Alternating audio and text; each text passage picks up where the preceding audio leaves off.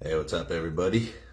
Just haven't done a live video from the workbench for a while, so we are here building some cars, some Viper compression molded modifieds. CMPM is the acronym, but we also call them Polymods. It's kind of a universal term now, so but just figured get you guys on here. I've already pinned them. That was probably my least favorite part of the entire process. But now, and I always do that first just in case it goes crooked or rogue. I don't want to get through building the whole car and then pin it at the end, have it, ruin the chassis or something stupid like that. So I do it first, and then the next thing that I do is put the guide pins in them, and which is what I'm doing right now. So I have these pliers, which I absolutely love. They're smooth jaw. There's no teeth in there, and that's what I use to pop the guide pin in place. There's a couple of ways to do it, or a couple of ways I've seen people do it. There's only one way that I do it, and that's like so. And that's just the easiest way. I mean, I've seen guys do it this way, and they're pushing this thing. You're gonna end up distorting the chassis, putting the guide pin in it, because you're putting all of your force through the chassis instead of just up there in the front. So that's why I do it this way. But that's kind of the second step that I do. And then the next thing that I'm going to do, put gold hangers on it. And for those that are wondering why we are inverted, that's because we're on selfie mode, and I have to be able to see, or I don't have to be able, I like to be able to see comments and all that stuff. So all the text is inverted, all that stuff's inverted.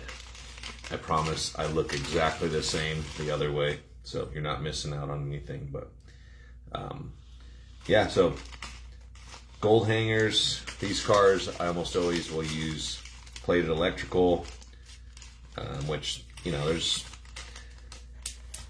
some debate around it.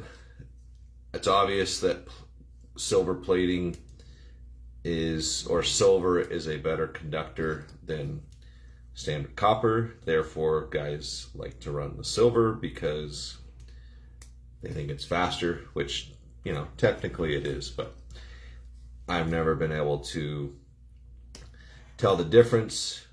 But I do know when I build myself a car or I'm building custom cars, I almost always will use plated, just because it's higher value. The other thing too is, like with the gold, if this car was to sit for a while in someone's box or collection, I'm touching this with my fingers, I'm getting the oils from my fingers on there. Even though they're super clean, it's still getting on there. And on a standard raw non-treated shoe, you'd end up with a fingerprint there after a while, and nobody wants to have my fingerprint on their car.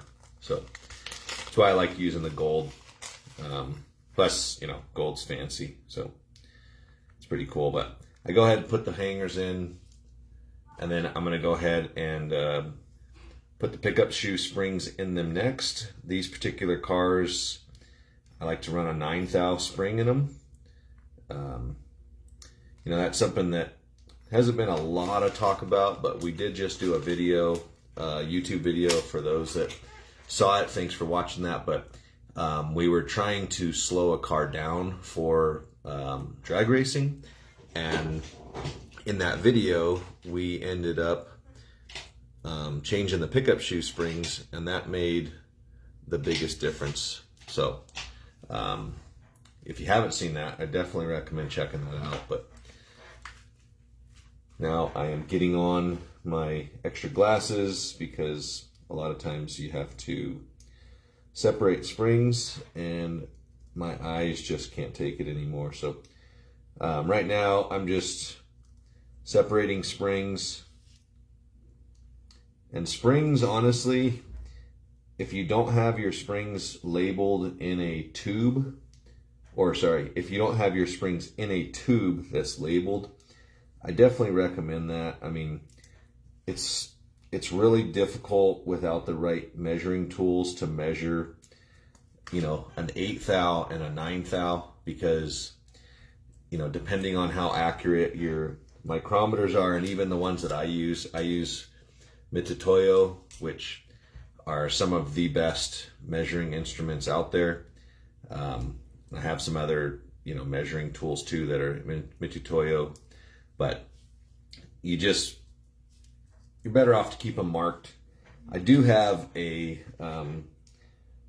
gauge for checking spring tension, but to be honest, I almost never ever use it. I used to use it a lot, but once we started making springs and I was confident in the consistency, I almost never check it. I mean, unless I'm working on a customer's car and they've sent it to me and they don't know what's in it, but most of the time I can feel it and know pretty close. And also too, you know, between manufacturers, like the BSRT pickup shoe springs, they're all very close to in the same, you know, gram strength to ours, which is nice because a lot of guys have those still, and we didn't want to make our 8s heavier or weaker. We wanted to keep stuff consistent so that you guys don't have to buy other stuff. You can keep using what you're using. So these cars have 9s, which is kind of a good starting point. And then you could put 10s in them depending on your driving style. Like my brother John, he loves stiffer springs on his cars.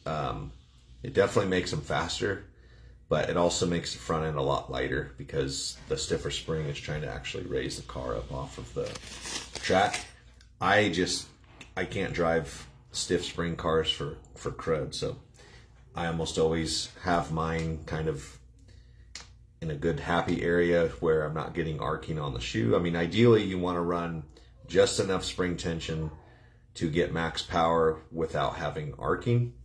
And there is some ways to offset that. So like, you know, on this car, if you wanted to run a 10 thou spring and then run maybe a brass independent front end just to add a little nose weight back up there, that might be a killer combo. You know, I almost guarantee you'll probably don't see any super stock cars or modifieds running brass wheels. Probably not because it doesn't work, but mostly because guys just aren't thinking to use that. They want it to be as light as possible, which, you know, some of them will run the Delrin front rims, and that's totally fine. But I always encourage guys to try different stuff. And once we get our bigger track, you know, which hopefully we'll be able to put in this year. Once we get the bigger track, we will do a lot of testing and videos to show you guys that kind of stuff, which should be pretty fun. But next thing on these cars that I'm going to do here is go through and put independent front ends on them. So I don't know if you guys haven't seen, we make a bunch of different colors. I love the purple, but we also have red, silver, black, green, orange, pink, and the brass ones. But for these particular cars, and you know, sometimes the customer will specify, other times they won't, but for these particular cars, this is what we're going to put on them. So let's see, I'll look at some questions real quick. Tom said, thanks for sharing info. No problem, that's what we're here for. Patrick asked, how big is the new track? So we're probably going to do a 3-lane 3x14.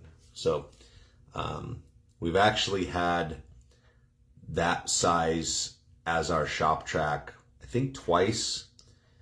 And I love that layout. It's really good. 3 feet wide is great for, you can reach over it completely. You can tuck it up against the wall. I mean, we have the space to have as big of a track as we want, but I am all about like the experience, and from our experience building over 1,000 tracks, we know that going too big is sometimes you lose the energy around the table. So there's a reason that craps tables in Vegas are the size that they are, and that's because the energy is good for that size of a table. Sure, they could make them twice as big and put twice as many people around them, but the energy wouldn't be there, the connection. So we like the 3x14 3-lane.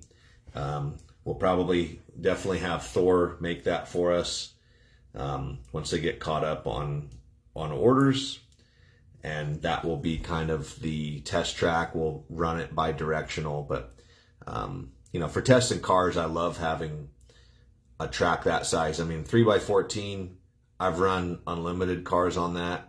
I think the fastest we ran was 1.3 second lap times. It's really, really quick, and it definitely gets you, but it's a lot of fun. So I'm going to flip the visor down, put these front ends together real quick, and I'll look back up in a sec and see if we got any other comments. Look like Mike has asked if we're able to build any Hoera race-ready cars. Yeah, absolutely, we do. Most of the time, the only cars that Hoera is, or that most guys run that are Hoera legal, is going to be Spec Racer or CMPM. There are other classes listed there, like modified, and I don't even know what some of the other ones are, stock, but not a lot of guys run those. And honestly, they're, the modified class to me is kind of a joke, because there's only one armature that is legal for that class, and that's just, to me, that's lame. Like, there should be more armatures for a class, especially if it's a Hoera class. So, but Hoera Neo, which we have right here, Hoera drop-in Neo, other Hoera classes, CMPM, Spec Racer. We can do Hoera Super Stocks as well, so it's ceramic magnet ones. But most of that stuff, people just have to reach out to us. But for these particular cars, the ones that are going to always be on the site is going to be the Hoera CMPM and Hoera Spec Racer, which are both really good, and they're really fun classes to drive in. Cars aren't super expensive. I mean, they are pricey, but they're not that bad. The good thing about them too, opposed to like a stock class, like for a I don't even have one around here right now, but, well, I could use this as an example. If we were racing this in a box stock 4-gear class, the problem with this thing is that there's millions of these things out there, and when you've gone through the cycle of racing that, and I've done this in full-scale motorsports as well, multiple times, anytime there's stock regulations, everybody thinks, oh, this is great, this is a cheap class that everybody can run. Well, not necessarily, because to make the best version of this, I would probably buy 100 of these, and I would take the absolute best parts from every single one and make one car. If these cost $20 a piece and I buy 100, that's a $2,000 car. What's economical about that? Absolutely nothing. And you're still stuck with a toy car that, I mean, it's not my thing, and it never has been. And I get it. You don't have to do that, but when you're competitive and you're racing against other people that are competitive, there's going to be people that are going to do that, and I have a lot of fun with slot cars, and even fun racing slot cars, but sometimes when you're racing competitive, that might not, you're racing because you're competitive and you want to win, or you want to have fun winning. I mean, nobody has fun losing. So I don't care who you are or how much or what you say, but losing's not fun, you know. And running a car like that's that expensive, you know. And then when new people that are coming into it find out that that's why they're getting spanked so bad, just why, you know, why not buy a V-Spec or something like that that's, you know, produced here. I mean, there could be other cars out there. I don't really know of any of them that the other brands make that are repetitive cars like that are price competitive too. But I mean, for 50, 60 bucks, you get it and you run it. And it's the same as the next one and the next one and the next one, and you're not having to worry about that stuff. So that's my take on that stuff. But jump back into Mike's comment. He says he's mentioned before, didn't realize you could damage the faster cars by letting them freewheel. Absolutely. So a lot of people make that mistake. They'll put their car on the track and they hold it off. Oh my gosh, this car is so strong of magnet. But they hold it off and they'll rev it in the full throttle until that thing cleans out. And really what's happening is you're cleaning the carbon off of the commutator or burning off something. And when you get into high performance stuff, I mean, I literally on my run stand over here, so right there, I was winding some custom arms and I zinged one on there and it exploded the commutator, and a piece of it hit me in the cheek here, and I was like, holy cow, that is crazy. So now anytime I run a car on there, I have this clear, basically a scatter shield that I put over top of the car so that if that happens again, it's not going in my face. Luckily I wear glasses too, but I mean, just don't do that. I have a lot of people too that are getting back into the hobby. They'll buy our cars, they'll buy a modified, and they send me a thing, say, I didn't even run it around the track, and this is how it is. I'm like, we are not sending people blown up cars. Like, that is insane. So definitely don't do that. You want the car to be under load. Even an epoxied armature, you know, I mean, I would not do that. I mean, because you're talking about load versus no load, and that's a big difference. But we're going to continue on with these front ends real quick. I like to space the independent front ends, so the rims are designed to allow you to run a 5 thou stainless spacer on each side. If you were setting up these cars for a like a Tommy track, I probably wouldn't run the spacers on them. And that's just, I would let the front end be that much looser. And that's because as the cars go down the straightaway through all of the joints, the track can do this. And if the car can move and the wheels and tires don't, it actually will make the car faster in a straight line. So little tech tip there for you guys. But these cars, I mean, it's easier to put them in there and let the consumer decide whether he or she wants to keep them in there. But that's just a little tip there. If you are running on a AFX style track, you do want to have a little bit more free float in your front end setup, side to side. Also too, some of you guys see my little brass hammer. I use this like a press. I'm not like beating on anything. I'm putting stuff on there and pushing it in. So that has both sides on there. The axles are cut exactly to 1" 310, which is a couple thousandths undersize. And with the spacers and all that stuff in the Viper chassis, let's see what our finished dimension is. So we come in right at 1" 309, 1" 310, so that you guys aren't oversized. So you know, we try to design this stuff so that, you know, it's like we treat it just like a full scale race car. I mean, just because it's 3 inches long doesn't mean that you should just give somebody something and say, oh yeah, you got to cut it or grind it or this or that or the other. Like, if you got to cut the freaking thing, just make it the right length, you know, like it's our motto anyways.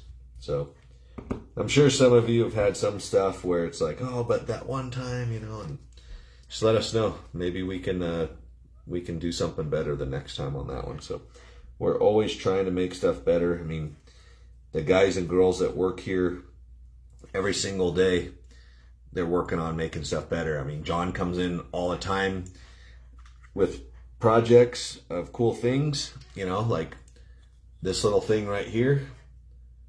It's a little jig for making wheelie bars, okay, metal wheelie bars, and that's all in response to somebody talking crap on the plastic ones that we made. So this one sits on the back of the car and it has 2 holes in it. You can put your wire in there, and this allows you to bend and set, I believe 1, 2, 3, 4 different sizes. So that's something, little sneak peek there. Not on the site yet, but that's the kind of stuff, you know, we're working on every day here. You know, playing around with some body clips.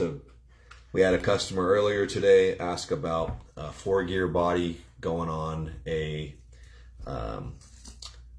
Viper chassis, and was asking about wheelbase extenders and stuff. And literally in a couple of hours, I had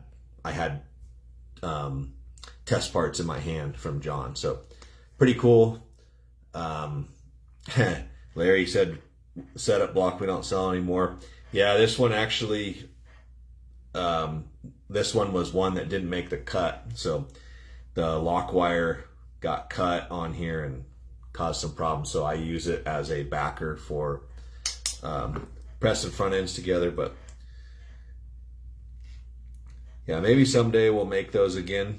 But Thor, that bought the track company from, or the track building from us, I mean, they do have the programs and stuff to make that stuff. So that's definitely something that they could make as well. But they are not super easy things to make. They are a pain, which is why they cost what they cost. You know, I mean, a lot of guys grumble about the price of them because it's so small. I get it. I probably would too. But I also know how important this thing is, especially a clear one, being able to see what the rear tire contact patch looks like, all of that stuff. So this was a smoke one. I think I had an orange one, but I think that one is up there in my Lexan body kit parts. So let's see, a couple of quick questions again. Perry, Viper Rules, thanks man, we appreciate it. Jacob, Bracket Master, local hobby shop. Let's see, sells our product, place an order, 3 Belon, impressed. Makes me happy, want to build a track and enjoy the hobby. Say, thanks man, we're glad. Couple guys, yeah, Larry just placed another order for a drag build. Hey, we appreciate it. You know, we are always working on stuff. Like I said, we always have projects kind of in the mix, and trying to get, you know, more and more stuff brought out to you guys. I literally, behind the camera here, I have boxes of cars that need to be built. Have a bunch of bodies that I believe Larry was the one that set me up with him. So got these cool bodies. Actually, this one right here is a Jimmy Flintstone, but I do have some Harry Canary bodies in there, and I honestly, I don't even know where to start with them. They look so cool. I wish they clipped on the car, but if that was the case, I'm sure everybody would have one. But yeah, I can't wait to get some of those things out and go from there. So Let me get this one last wheel on here.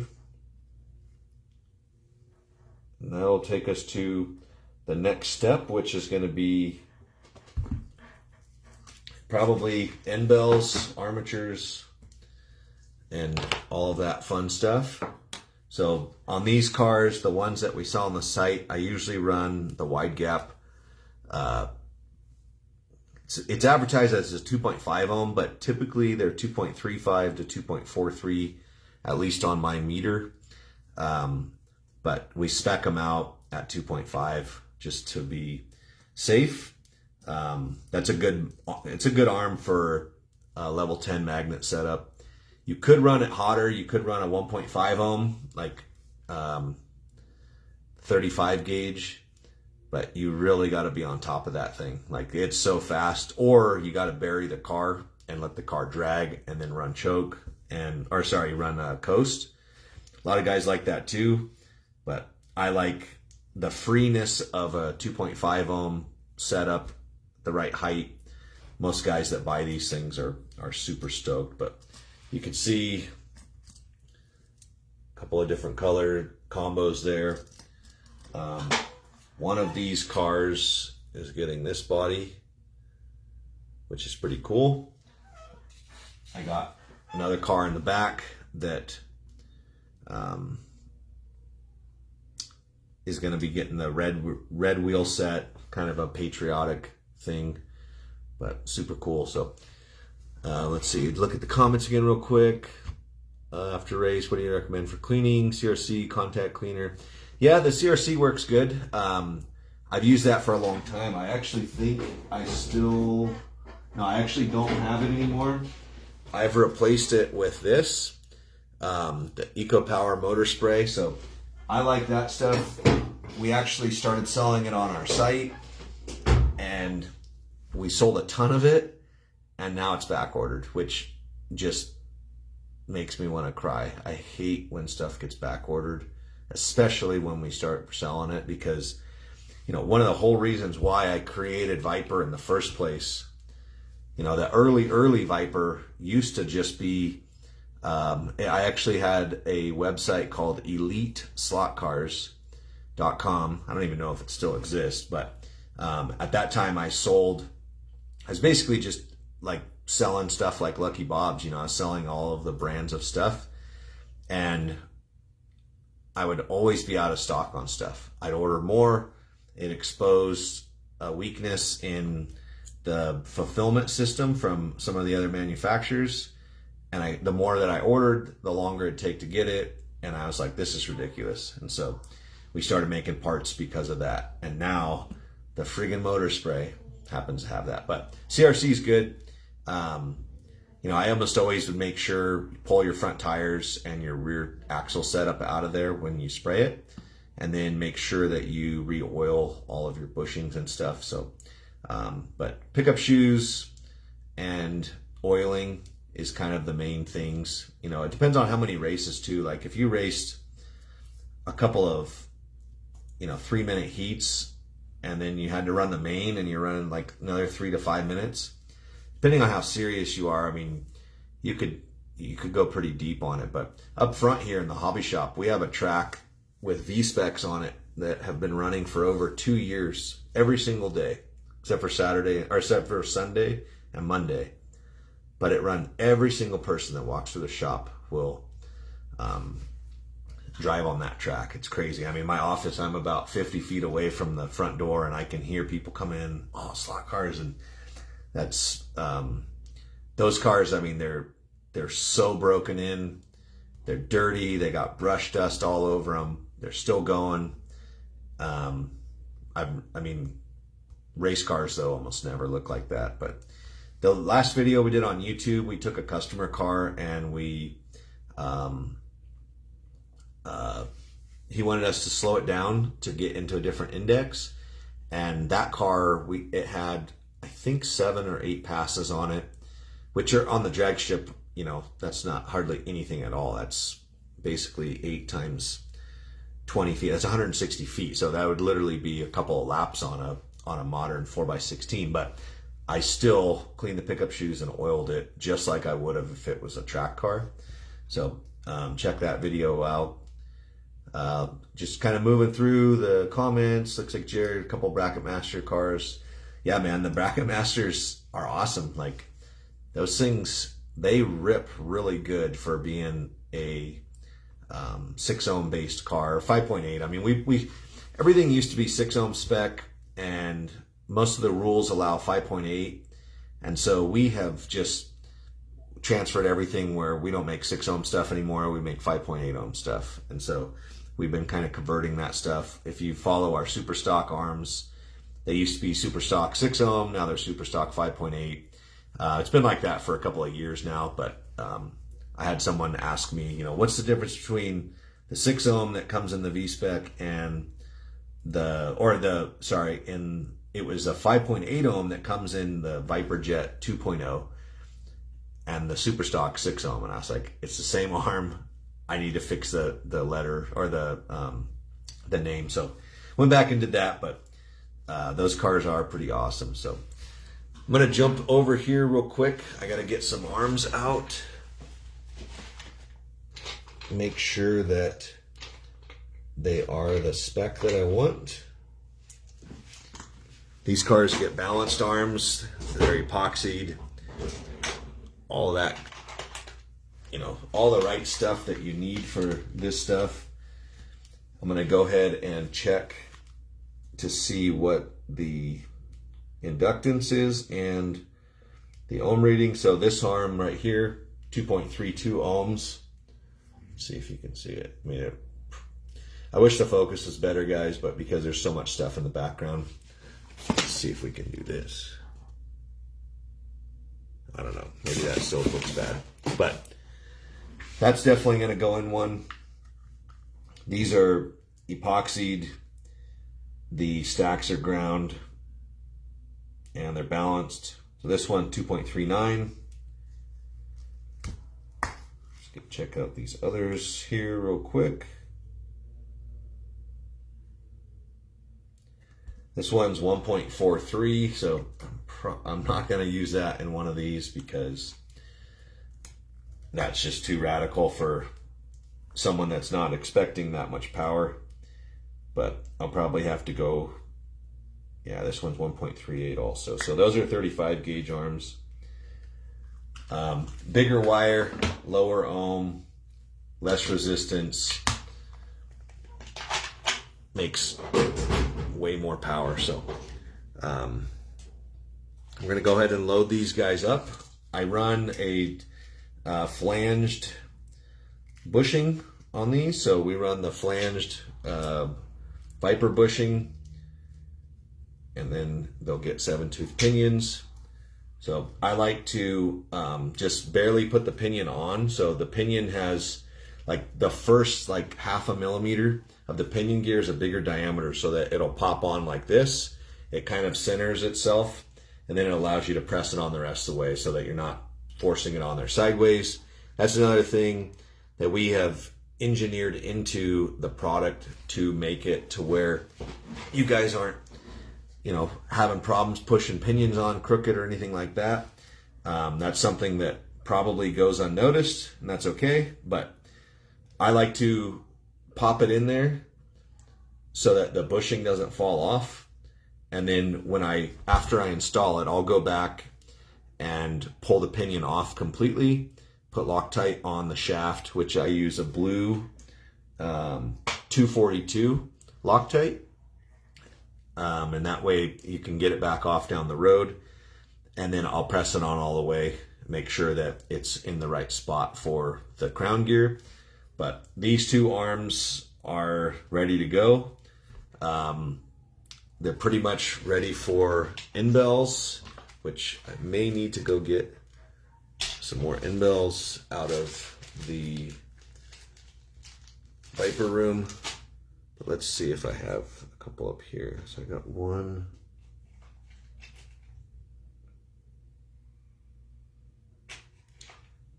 Bear with me there.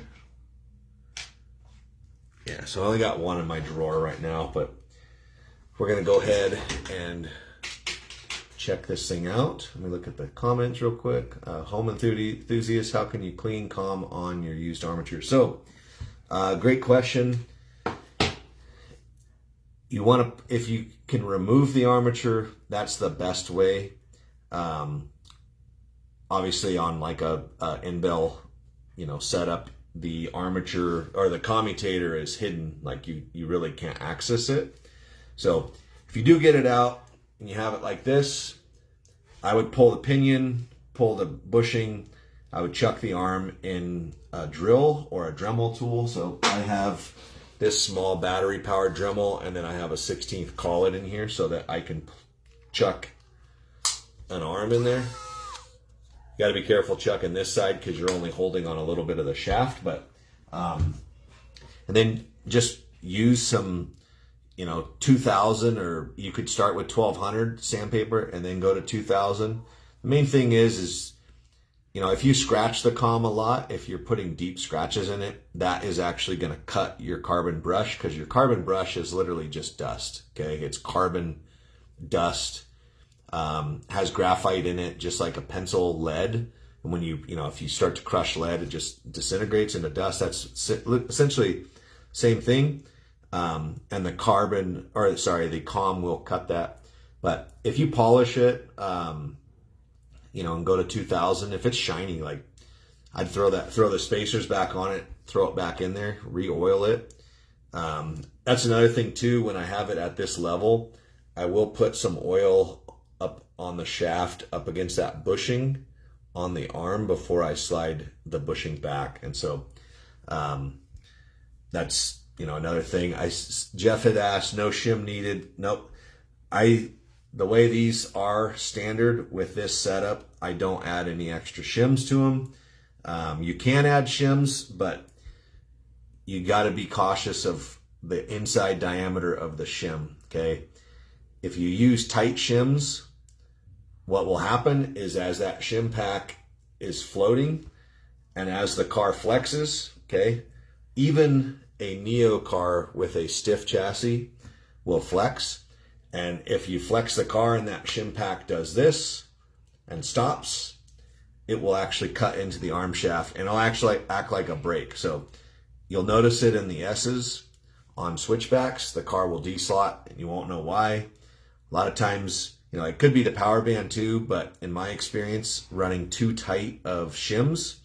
So if I do shim it, I make sure to use big shims. That can happen with ball bearings as well. So make sure that your ball bearings are free, which is also why we don't stress super high grade ball bearings. There's some guys that run like ABEC 5s and you run an ABEC 5 and then the car flexes and the thing closes up on itself and acts like a brake. And how is that better than running a 3 or something like that? I mean, I wouldn't run less than a 3. A 3 is still plenty good, but a 3 allows the car to flex. So that's why I didn't shim them. Perry asked, what does epoxying the arm do? So when you wind an arm, you're basically wrapping copper wire around the armature lamination. When you put energy to that thing, it literally is wanting to expand and become straight. So if you balanced an arm that wasn't epoxied, as that thing is cycling and the coils are firing, it might be contracting back to or relaxing back to a different spot, and now the balance will be off because it's changing. So the reason that you epoxy it is you lock everything in place so that then when you balance it, nothing changes on there. So good question. That's a good kind of a nugget of info. And a lot of this stuff, like, had to learn on our own, had to learn from other industries, because some stuff, it's not even that people don't want to tell you. They actually just don't know.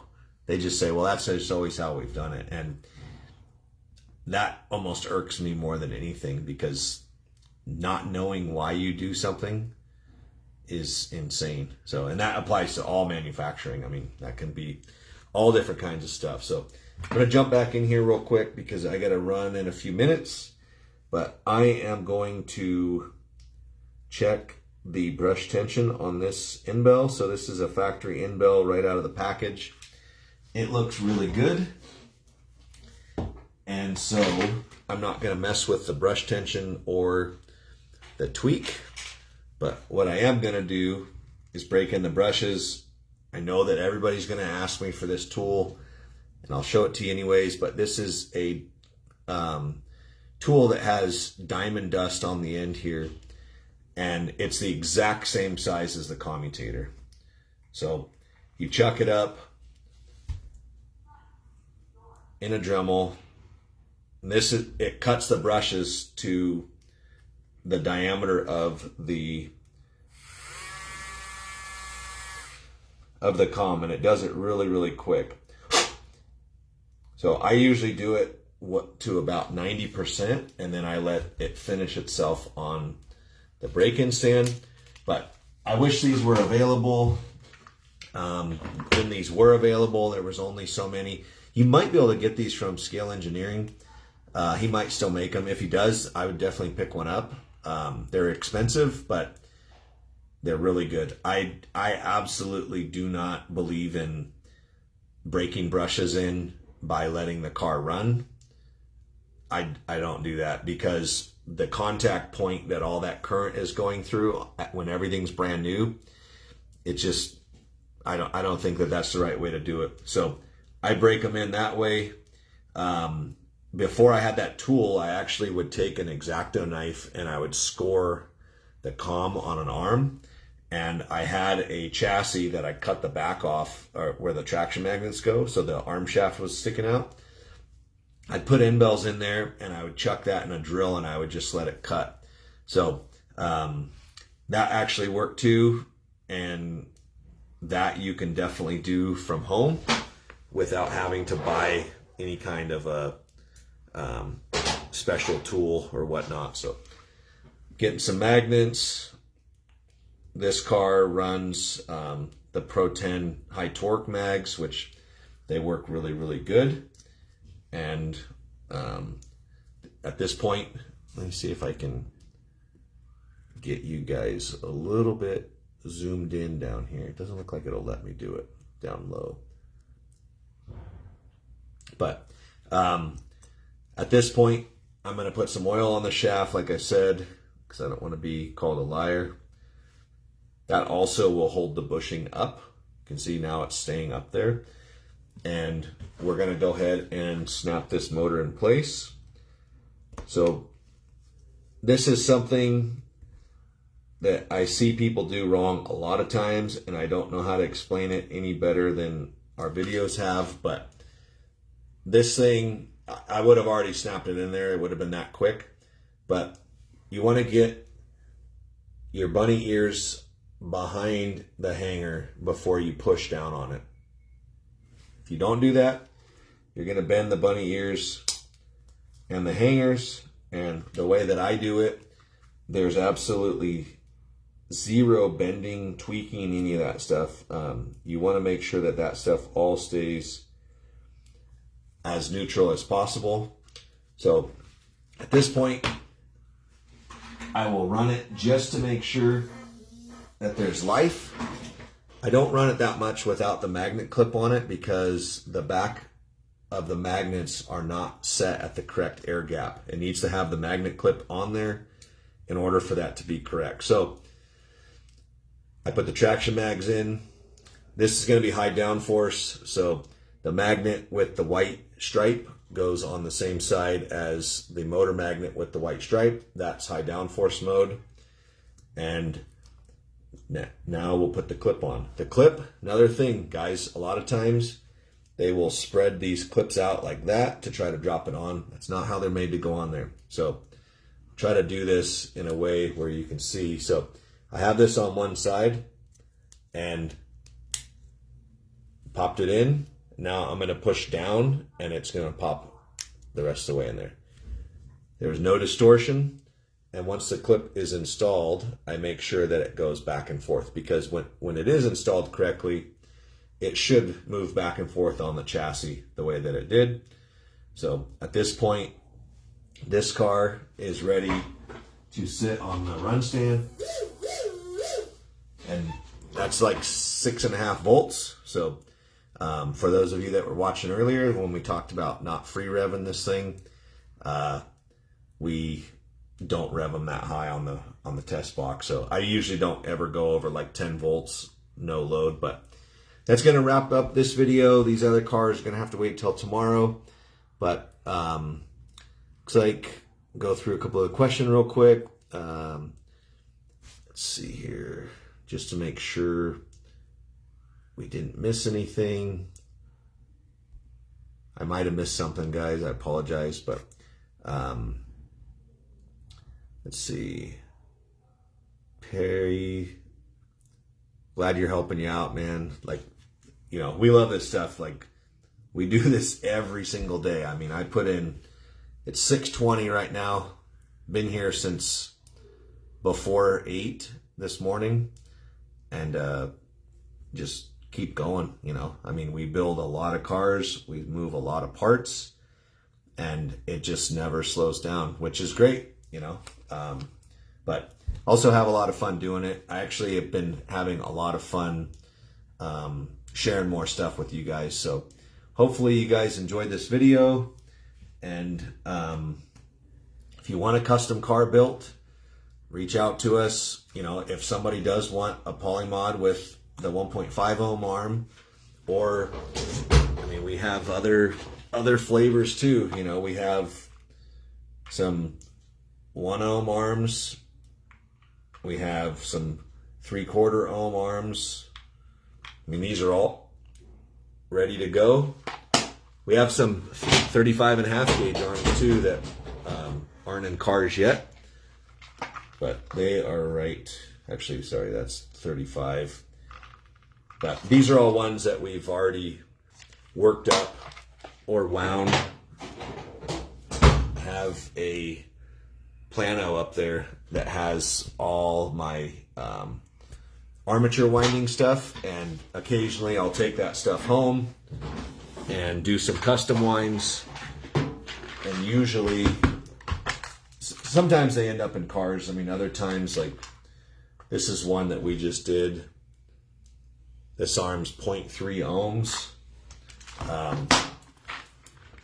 They can go, you know, 0.2 seconds in the 1/4 mile, or in the 1,000 foot at, on our track, over 150 miles an hour. So they jam pretty dang good. But we may, down the road, we may make some other videos on the arm winding, but I'm not sure about that, because a lot of the stuff that we have, it's all stuff that has to be custom made. And to make one, if you don't have all that stuff, it's just not possible. Or it's not that it's not possible, it's just not really likely to do that. You got to be able to hard solder. You got to be able to do the epoxy, a lot of that kind of stuff. So we'll see. You know, I don't know if there's a need for it, but we also too might bring those arms to market so that guys can buy them. But I do see Stewart on there real quick. So if you're looking, check out this little wheelie bar setup here. So these are little brackets that go on the back of your car. You can glue them in or screw them in. They have holes in them already. Let's see. Oh man, it just won't show it. But we also have a little jig for bending up the wheelie bars. Pretty slick. Goes on the back of the chassis like so. And you can bend it however you want. It also does fit on the 4-gear. If you run it upside down, it goes on the bottom. Oh my gosh, it goes on the bottom half of the chassis so that you can still pull the top plate off. So pretty cool. It's kind of fun stuff that we work on every day. So hopefully you guys like the video. If you wouldn't mind sharing it up, or check us out on YouTube. I know it drives me crazy when I watch videos, but you know, that's how we grow. That's also how the hobby grows. So that's really more what I care about, is growing the hobby and going from there. So hopefully you guys have a good one. I got to get home. We'll see you guys later.